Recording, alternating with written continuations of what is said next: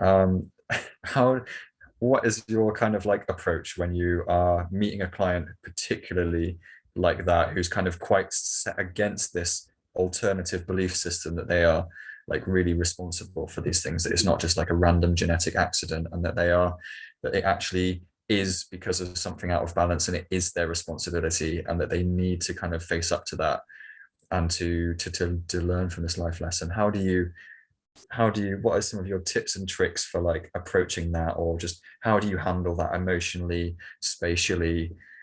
So I'm really interested because I think this is a real big one. beautiful.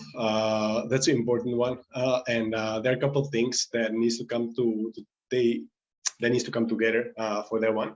And that's when they're I would call it when they're ready for their healing journey. So first they come, somehow they find out about you, and they come to you and they will be like, I'm having this issue in my life, this is what it is.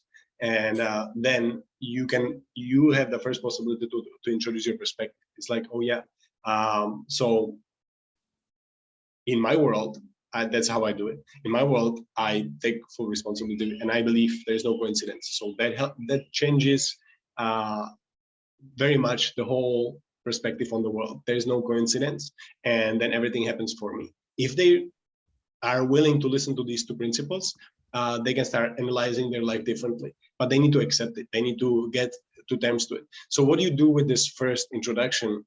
You give them these perspective of yours. It's not that you should see it this way. It's this is how I see world.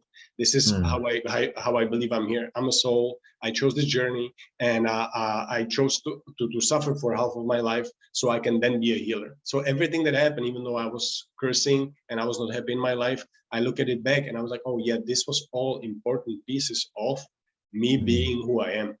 So they might not see the whole picture yet. So they're yeah. somewhere in the middle, and they're like, okay, I'm just like this victim in this thing, and everybody else is doing well, and I'm just being screwed by life. So you can blame it on life, or you can introduce them this perspective. So that's the first step. And then the second thing is that they need to get to terms with it, and if they want or not. And then somewhere in the middle, there is a time frame where they will keep they will get coming to terms with it usually.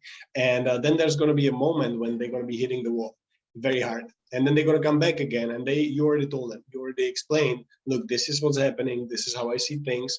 And now the life is just pushing you. You explain them the whole journey from the first moment where you spoke with them to, oh, now you're here, and I think here you're here because the life is putting more pressure on you. So you finally open your eyes, so you open your mind, and you start doing the work that you need to be doing. So you can either keep eliminating and keep closing your eyes, or you can finally start doing the work.